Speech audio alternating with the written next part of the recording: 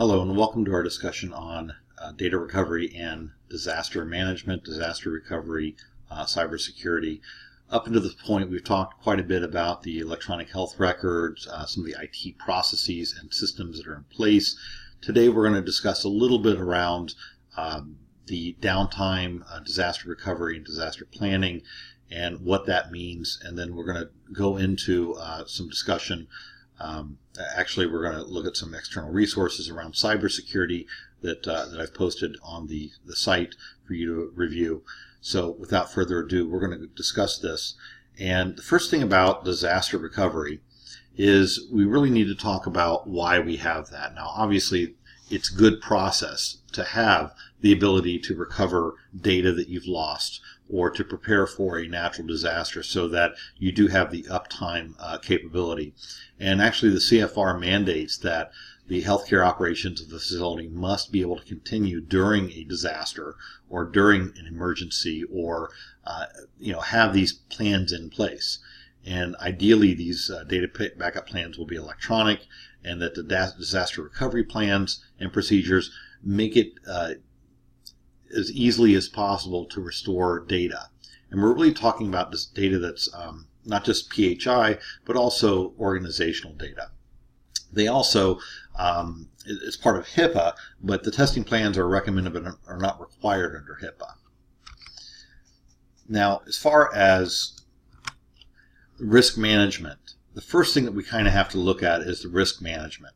And really that risk management, again, that's that sound business philosophy, whatever industry that you're in. But it really comes down to analysis, management, and then evaluating these risks. So the analysis is required by the CFR. The healthcare organizations are required to conduct that. An accurate and thorough assessment of the potential risks and vulnerabilities, the confidentiality, integrity, and availability of electronic protected health information held by the covered entity or by the business associate. Now, something we haven't really talked about is business associate. A business associate would be like a vendor or a consulting company that comes in. It could be another facility, either inside or actually outside of that organization that they're contracting to do work, whether it be a lab or whether it be other ancillary services, depending upon the size of the organization. But those business associates also required to comply to the HIPAA regulations and the regulations around PHI. During that analysis that is required, we then come to a risk assessment. Now, it's impossible to identify every single threat, but it does mandate that they do take into account as many as they can really kind of perceive. And some of those risks could be environmental, such as a hurricane or a fire. It could be infrastructure, like electrical downtime where electricity is cut off. So we need to be prepared for these different types of emergencies, including the ones where maybe the server crashes and we lose data because the internal operations are somehow compromised. There's also disaster recovery from if somebody were to take data. If the backup site, if somebody takes the data out of the facility and it's stored in a backup site and that data goes missing, or it's on a laptop or a thumb drive and the associate misses that. So, and we also have to have some sort of physical security as well, so that you have to have a keypad or a key. You have to somehow have some way of accessing the data center or the data in the hospital from a physical security standpoint. And again, these also extend out to business associates as well. So part of the risk management, they have to be to a reasonable and appropriate level. And really, those security measures that they're implementing, that reasonable and appropriate level, does provide some flexibility for the healthcare organization to really kind of figure out what they need more specific, and hopefully to make a reasonable and appropriate effort to manage those risks. So there is a little bit of play in the word as far as reasonable and appropriate in the judgment of the healthcare organization. After that, they have to do recurring risk evaluations. And this is not just the actual doing of these risk evaluations, but also the standards and the operational environmental changes that affect the covered entity. Do they have the policy and procedures in place? So to comply with this regulation, they must determine what constitutes those environmental or operational changes that do potentially affect the risk. And that could be the installation of a new version of the EHR or an upgrade, installation of other ancillary services, in addition to additional medical specialties to a provider's practice, or an upgrade of a computer or of network hardware. And of course, one of the risk evaluations is if we put a data recovery plan in place, that movement to that new data recovery plan is a risk. So until that has been vetted out and is showing functional. Recovery and disaster recovery and business continuity. Now, this is not, again, solely on healthcare IT. This is any industry should have a disaster recovery plan. This is just good business practice. But when you're looking at disaster recovery, it's not just a replication of the data. And it's often thought of that, especially in healthcare IT, and it's often thought of some sort of a physical backup where things are backed up and then they're taken off site and they're stored for a couple of weeks so that they can then be pulled out of that archive in the case of some sort of an emergency. But some of these systems do need to be replicated, and most of these are the ones that are really key and required to take care of our patient population. So those would be like electronic medical records, the radiology information systems, pharmacy, PIS, and other tier 1 applications that have much more aggressive uptime requirements. The amount of time that somebody can be down from downtime, then they have to go back into and actually put the information back into the system from whenever they've retrieved that information. This business continuity, the business recovery, the disaster recovery, the contingency plans, again, not just the technical, but also things like electrical outages, water from floods, HVAC, or any kind of internal fire suppression that covers the data center, as well as that security breaches of the perimeter or the grounds or the actual facility. Not as big of a issue now, it seems, the physical security of data, as much as it is the cyber security of data. Nowadays, it seems like the attacks that we get are not somebody leaving a briefcase in a car that then gets taken, as much as somebody phishing or breaking in or hacking into a system to get PHI. Disaster recovery plan questions is, at the time of the outage, what applications do you prioritize? As we mentioned, patient care would be probably the primary prioritization. What is the tolerable RPO or RTO requirements for my critical applications? We don't just want, we want to recover from a time or from a point. So, and we'll get into those in just a moment. How do I back up my data today? Is it tape, storage area network, cloud? Is the backup network segmented to be prepared for failure? One of the things that we don't want to have is something that has a single point of failure. If there is a single point of failure, then that means at that point of failure, nothing works. So redundancy is going to be key to make sure, and segmentation to make sure that that doesn't happen. Again, do the applications require replication rather than just backup? Do we have to actually replicate the application itself? We could save the data, but if we don't have the application because it was corrupted, are we able to use that data? The consistent processes around change management to ensure testing and rollback scenarios. Sometimes what we look at is we make a change and then we roll back because there's an issue, we roll back to a previous installation of something. And you'll see that from time to time with like Windows or Microsoft Office, where it asks for a reset point. So when you do an update to Windows, it's not working, can you roll back to a previous state? And what does the non-healthcare IT staff do at the time of a disaster to keep the business running? And that would be basically anybody who's not in healthcare IT. So the clinicians, what are they doing to keep the business running? What are the people in registration? people in billing. What are they doing to help keep the organization running? So some of the disaster recovery terms that you're going to hear: DR, disaster recovery; HA, high availability; BC is going to be an important one. That's business continuity, and that's the defined set of planning related to activities that are intended to ensure that the organization's critical business functions continue to operate. That's very key. Those words are very key in healthcare because patients don't stop coming in. Patients don't stop being sick just because there's downtime. Business impact analysis, recovery point objective, and a recovery time objective. So what we're thinking of is which files, which programs do we have to have a recovery point? So at the age of the files it must be recovered from the backup, or the duration of time of service level which a business process must be restored after disaster. So is there a time objective that's associated with that? Some systems are much more critical than others and require a much smaller RTO. We're also looking at disaster avoidance, and this is part of that part of the plan of going through and making sure that we're doing our risk analysis and assessments, disaster recovery during disaster, as well as business continuity during a disaster.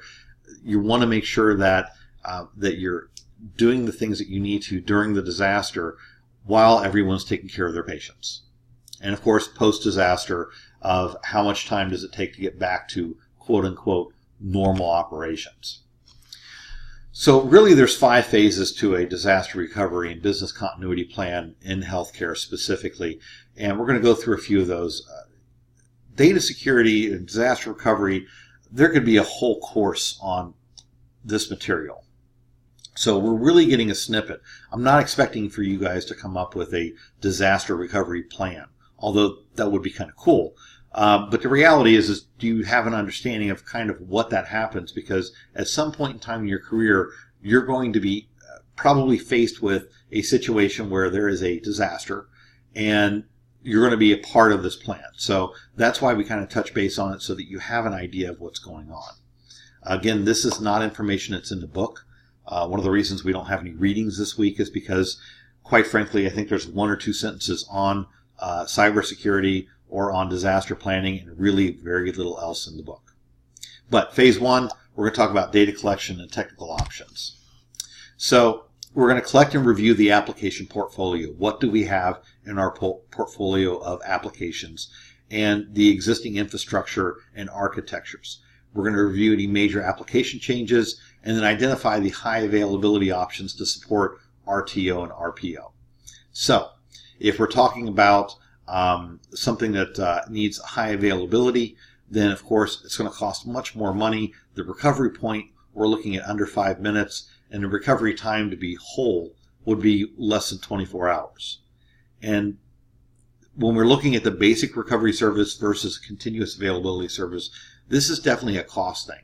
So as your need for more on time, more uptime increases, the amount the solution cost is also going to increase. Phase 2, after we've determined the RPOs and RTOs, we estimate the equipment and resource cost.